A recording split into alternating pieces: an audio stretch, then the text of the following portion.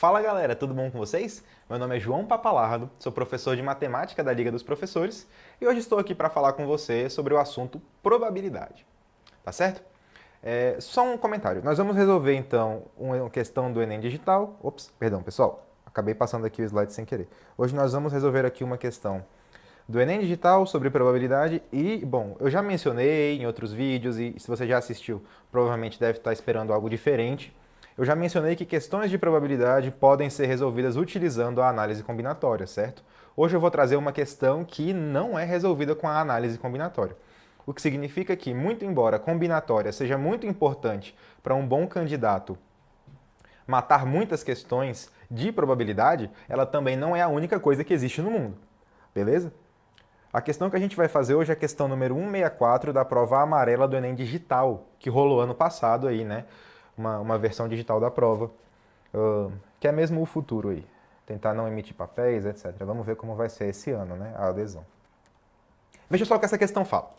Um apostador deve escolher uma moedinha entre 5 moedas, e ele escolhe essa moeda ao acaso. Em seguida, ele lança essa moeda sobre uma mesa, tentando acertar se vai dar cara ou se vai dar coroa na face superior da moeda.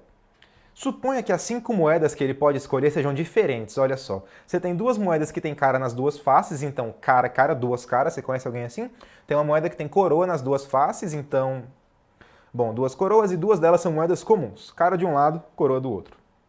Beleza? Nesse jogo, o que esse camarada do exercício quer saber é o seguinte: qual que é a probabilidade desse apostador obter face cara no lado superior da moeda lançada por ele? Só faz uma observação aqui, então, a princípio. Pelo que a gente entendeu, só para sentir o exercício, ele tem 5 moedas, vamos dizer assim, no bolso dele, no bolso da calça, aí ele precisa pôr a mão no bolso, tirar uma moeda e jogar ela sobre a mesa, para ver se vai dar cara ou se vai dar coroa, né? Então é isso, a primeira parte da escolha já mostra que a escolha da moeda que ele vai pegar é feita ao acaso. Depois que ele escolhe essa moeda, ele joga essa moeda e se vai dar cara ou coroa, primeiro, depende da moeda, e segundo, no caso da moeda normal, também depende do acaso. Entende? Então é uma escolha onde é um problema, uma situação onde você tem aí dois aspectos probabilísticos diferentes, né, sendo levados em consideração. E, para poder matar esse exercício, a gente vai precisar fazer uma revisão rapidinha sobre essas regras que popularmente nós conhecemos como regras do e do OU. Olha só um exemplo, então, que eu te dou, um exercício auxiliar para a gente revisar esses fenômenos. Regras do e do OU. Em uma certa cidade aí, tipo Brasília, a probabilidade de chover no domingo é de 35%, exceto que por agora não está chovendo de jeito nenhum, né? Se chove, João, sai para praticar uma corridinha com probabilidade de 40%. E se o tempo é firme e se faz sol, ele corre com 85% de probabilidade. A pergunta, então, é qual que é a probabilidade do João correr no domingo? Sabe, gente, eu já mencionei mais de uma vez que, bom, se você se faz as perguntas certas, as respostas para elas com alguma frequência fornecem a sequência correta das contas que você precisa fazer na hora de acertar um exercício, né? E isso daqui, esses probleminhas de probabilidade, são um prato cheio para o cara que quer treinar esse tipo de habilidade, sabe? Assim, qual pergunta é boa eu me fazer? Vou te falar, aqui tem até um tutorial, mais ou menos. Como é que a minha resposta vai influenciar nas minhas contas? Também tem um jeitinho de matar isso com certa facilidade, e é isso que eu espero que você entenda. Então essa regra do e e do ou, por exemplo, são artifícios de linguagem um pouco exagerados, eu vou acabar falando em não tão bom português assim, sacou? Mas eu vou falar de uma forma que as contas que a gente precisa fazer fiquem claras. Quer ver só? Vamos voltar aqui para o exercício para você entender o que está acontecendo. Então eu te pergunto qual é a probabilidade do João correr no domingo. A pergunta que eu quero que você se faça é a seguinte: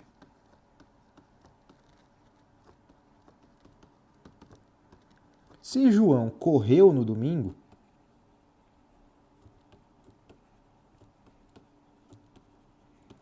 estou quase, no domingo, então o que pode ter acontecido para isso dar certo? O que pode ter acontecido para isso dar certo? E quando eu pergunto o que pode ter acontecido, é claro que eu me refiro a esse contexto de chover ou não chover. Tá certo? Então vamos dar uma possível resposta. Olha, João, para esse João do exercício fictício fazer uma corridinha, então, bom, acho que duas coisas podem acontecer, né? A princípio, pode chover, aí choveu e ele saiu para correr, ou pode fazer tempo firme, né? Fazer um sol bonito e ele sair para correr. Peraí, repete. Ou fez chuva e João correu, ou fez sol e João correu. Ah, não, espera, então anota isso. Pode ser que chova e João saia para correr, ou pode fazer tempo firme e João sai para correr. Tá bom. Aí eu te digo que assim, pode ser um pouco forçado eu botar ênfase nas palavras dessa forma, mas o que eu quero fazer é te dar um artifício pedagógico para você entender exatamente qual tipo de resposta que eu quero que você me dê para matar a questão. E agora eu vou pegar essa frase que está escrita em português e vou pegar os dados do enunciado que estão relacionados a cada parte dessa frase. Por exemplo, a princípio, pode chover. Chove com qual probabilidade? 35%. Anota. 0,35. E João vai sair para correr. Essa conjunção e vai se transformar num sinal de multiplicação. Essa é a regra. E a conjunção ou vai se transformar num sinal de adição. Aí o João sai para correr. Bom, temos duas probabilidades de corrida, né? O 40% do dia chuvoso e o 85% do dia ensolarado. Como a gente está claramente no contexto em que choveu, eu preciso usar a probabilidade correspondente, por isso que o valor aqui é de 40%. Tá certo, gente? Beleza. Agora vamos continuar lendo. Ou faz tempo firme, no lugar do ou eu coloco um sinal de mais, e agora eu quero saber qual que é a probabilidade de fazer tempo firme. Olha, no mundo real, e é isso que a gente precisa para matar essa parte da questão, ou chove ou faz sol. Tem gente que pode chover e fazer sol ao mesmo tempo. Então tá chovendo.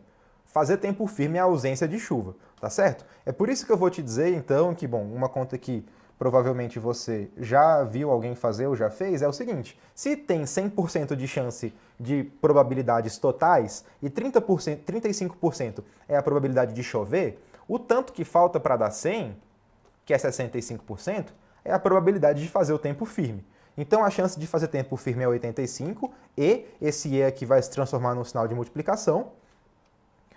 O João sai para correr com probabilidade 85% quando está fazendo tempo firme.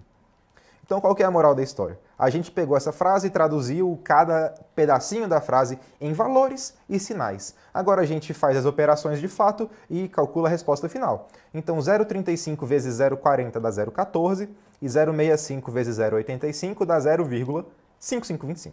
A gente soma esses dois valores num total de 0,6925 e essa é a resposta final. Então, qual que é a probabilidade do João correr no domingo? Você pode me responder, então, com uma de duas maneiras, né? Você pode me dizer que a probabilidade é de 0,6925, ou, se quiser, da forma equivalente, respondendo que ele tem 69,25% de chance de correr num domingo.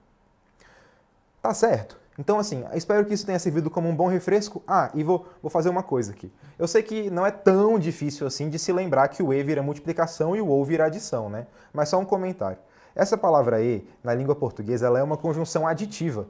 E é curioso isso, porque mesmo sendo uma conjunção aditiva na língua portuguesa, ela não se transforma num sinal de mais.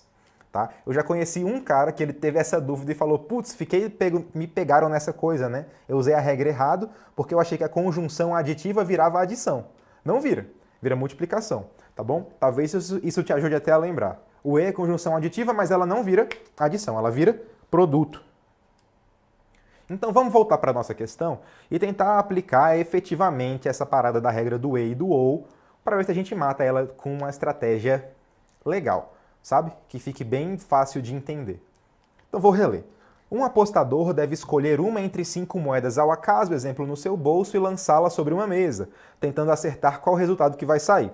Suponha que as 5 moedas que ele pode escolher sejam diferentes. Duas têm cara nas duas faces. Aí, pessoal, como eu disse que às vezes eu não vou usar um português tão bom assim, que eu preciso dar uma forçadinha, eu vou dar nome para as moedas. As duas moedas que são duas caras eu chamo de moeda 1 e 2. A moeda que é de duas coroas eu vou chamar de moeda 3, e as moedas normais eu vou chamar de moedas 4 e 5. Tá, a pergunta é, nesse jogo, qual a probab do apostador obter face cara no lado superior da moeda lançada por ele? Bom, como eu falei, acho que uma boa pergunta vai produzir uma boa resposta que vai matar a questão. Eu vou fazer essa pergunta em paralelo com a pergunta que eu fiz anteriormente, né? Que era a seguinte: se João correu no domingo, o que pode ter acontecido? Então, eu te perguntei se aconteceu o evento que o exercício quer estar interessado na probabilidade dele, o que aconteceu? Então, traduzindo para o nosso contexto atual, eu falaria o seguinte. Quer tentar? Pausa aí rapidinho e tenta falar qual que é a pergunta, uma possível pergunta, né? Pode ser várias. Mas a pergunta que eu vou fazer é o seguinte. Se depois do lançamento obtivemos cara na moeda, o que pode ter acontecido? Essa é a pergunta que eu quero que a gente se faça. Então deixa eu anotar aqui para você ter isso acessível. Então eu pergunto, se depois do lançamento obtivemos cara,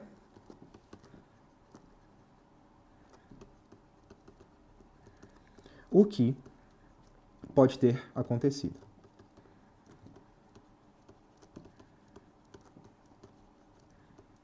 Sempre assim. Você se questiona se aconteceu o que o exercício está pedindo, né? Se aconteceu o evento do qual eu quero calcular a probabilidade, o que pode ter acontecido? E essa pergunta final, o que aconteceu, é no sentido do contexto da questão. O nosso herói aqui da questão, ele vai tirar uma moeda e vai jogar. Então, o que pode ter acontecido? Ah, ele pode escolher a moeda 1 e sai o cara. Ou então, ele pode escolher a moeda 2 e sai o cara. Ou ele escolhe a moeda 3 e sai o cara. Ou a moeda 4 e sai o cara. Ou, finalmente, a moeda 5 e sai o cara. Então, anota isso. Anotei aqui, ó. Possibilidades, então. Escolher moeda 1 e sair cara. Ou escolher moeda 2 e sair cara. Ou, aí eu pus 3 pontinhos, só para abreviar um pouco, mas aqui nesses 3 pontinhos está escrito. Escolher moeda 3 e sair cara. Ou escolher moeda 4 e sair cara, né? E o final, escolher moeda 5 e sair cara. Agora chegou a parte que a gente pode fazer a tradução direta, né? Em calculando as probabilidades de cada pedacinho dessa frase e usando os conectivos transformados na conta certa. Então se liga. Ele vai, põe a mão no bolso e escolhe a moeda 1. Qual é a chance de sair a moeda 1? Bom, são 5, as moedinhas são escolhidas ao acaso, né? Então, a compra da moeda é equiprovável, as probabilidades são iguais, então ele tem uma chance em 5 de comprar a moeda 1, concorda? São 5 moedas, a moeda 1 é uma só. Então, a probabilidade de sair moeda 1 é 1/5. Tá aqui anotado isso. Esse E vira um sinal de vezes, sair cara. Aí você se liga que na moeda 1 ela é a moeda de 2 caras. Independente do que eu fizer, vai sair cara, pô. Então significa que a probabilidade de sair cara com essa moedinha é de 100%. Por isso que o número 1, representando o 100%, apareceu bem aqui. Tá bom. Então pode escolher moeda 1 e sair cara, ou escolher moeda 2 e sair cara. O ou vira uma adição. Escolher moeda 2 é uma coisa que acontece com 1/5 de probabilidade. Esse E é um sinal de vezes. Sair cara, 100% de chance, né? Tem 2 caras nessa moeda 2 ainda, então o número 1 aparece bem aqui. Tá bom. Ou ele escolhe a moeda 3. Isso acontece com 1/5 de probabilidade e sai cara na moeda 3. Aqui que o bicho pega na sua interpretação. Por quê? A moeda 3 ela tem 2 coroas. Qual é a chance de sair cara, então, quando eu rolar essa moeda? É 0. É por isso que eu coloco 1/5 por escolher a moeda 3 e sair cara. E sair cara é representado pelo número 0, pois isso indica que é impossível dar cara nesse evento com essa moedinha. Agora vamos continuar. Ou eu escolho a moeda 4, coisa que acontece com probabilidade de 1/5 e sai cara. O E vira multiplicação e agora sim, sair cara na moeda 5. Gente, a moeda 5 é uma moeda honesta e que tem cara numa face e coroa na outra. Então a chance de dar cara é 1 em 2. Por isso que você está vendo aqui essa fração meio. Finalmente, ou...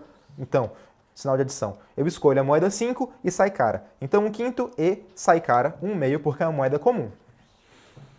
Ufa! É isso, João? É isso, gente. Agora a gente efetua as contas que estão aqui do lado esquerdo e vê quanto vai dar. 1/5 vezes 1, 1/5. 1/5 vezes 1, 1/5. 1/5 vezes 0, nem vou anotar que é 0. 1/5 vezes meio, multiplica em cima, multiplica embaixo. 1/10. 1/5 vezes meio, 1/10. Tá lá. Ah, beleza. Agora a gente soma esses valorzinhos aí. Gente, 1/10 mais 1/10 dá 2/10. Aí, ó, tem que ser espertinho para acelerar a conta. Simplifica em cima por 2 e embaixo por 2. Qual fração vai dar aqui? 1/5. Então eu quero quantas cópias do 1/5?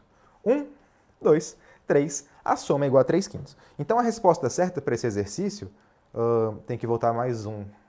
A resposta certa para esse exercício, então, tem que ser a alternativa C de casa, que contém a resposta 3 sobre 5, e esse também é o resultado que tem no gabarito. Tá certo? Agora, é claro que a gente não podia encerrar essa aula sem fazer uma análise de recorrência e relevância, como a gente tem feito sempre. O bloco da combinatória e probabilidade, eu já mencionei isso no vídeo sobre combinatória, por exemplo, ele corresponde a mais ou menos 10% das questões da prova e 10% é 4,5. Esse número aqui é quase 10 mesmo, gente, é tipo 9,8. Então você está esperando uma média de 4 questões e meia, vamos dizer, de combinatória e probabilidade. Se a média é 4,5, tem ano que cai 4, tem ano que cai 5, tem ano que cai 6, tem ano que cai 3. Então a gente está esperando alguma coisa aí nessa faixa de 3 a 6 questões, sendo mais comum o 4,5 mesmo. Sendo mais comum o 4 mesmo, perdão, 4 e o 5, né? E ainda assim, falando sobre combinatória e probabilidade, além de contar com um número que vai variar entre 4 e 5 questões, a probabilidade consta com mais questões do que a combinatória. Só que essa estatística aqui, especificamente do parzinho combinatória e probabilidade, é um pouco enganadora. Porque, de fato, quando você faz muitos Enems, você percebe que a probabilidade costuma aparecer mais. Mas talvez você não sinta isso. Sabe por quê? Porque muitas questões de probabilidade você vai resolver usando aquele truque dos casos favoráveis sobre casos possíveis. E para calcular a quantidade de casos favoráveis e a quantidade de casos possíveis, com muita frequência você acaba tendo que fazer permutações, combinações, arranjos. Então a combinatória cai aqui dentro, né?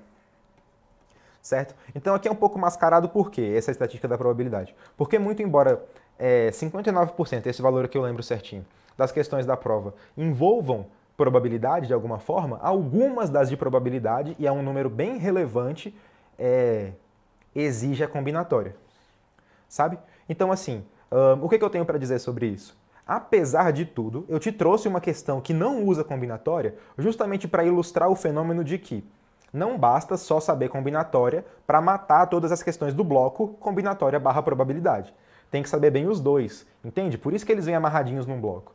E eu ainda recomendo o seguinte: se o estudante pensar que a probabilidade, por ser mais frequente, devia ser o primeiro passo nos estudos, eu te advirto a não fazer isso, pessoal. A combinatória tem que ser o primeiro. E não é porque é mais fácil, é porque é necessário.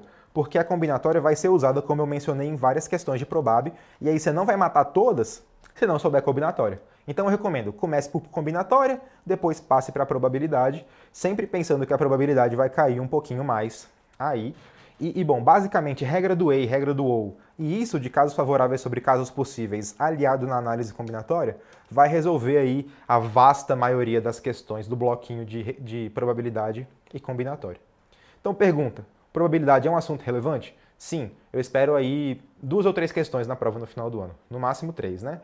E é um assunto recorrente, sim. Eu não me lembro de uma prova que não tenha caído. Vai cair, com certeza. Então não se esqueça, tem que se preparar aí, talvez 2 ou 3 aulas sejam uma quantidade suficiente para você aprender tudo da probabilidade e um bloco de exercícios um pouquinho maior, com talvez 15, para você perceber todas as nuances e treinar bem para matar essas questões. Tá certo? Mas, sobretudo, eu espero que com essa aula você tenha entendido que essa questão da regra do E e do OU são, assim, é um pouco forçada a barra na hora que você fala do jeito como eu falei em português, sabe? Para forçar o aparecimento dos E's e dos O's, mas com um pouquinho de prática você consegue dominar esse truque, tá bom? E isso é precisamente uma dessas coisas onde você fala em português e traduz parte por parte da frase, ou num número, ou num sinal, e que no final das contas tudo isso produz a resposta certa que te aprova, né, no final. Então eu gostaria que depois dessa aula o seu entendimento sobre essa aplicação dessa regra do E e do OU ficasse um pouquinho mais claro. Gente, é sempre um prazer enorme ter vocês aqui comigo, tá certo? Desejo a vocês uma excelente sessão de estudos. E é isso. A gente se vê no próximo vídeo. Tchau, tchau.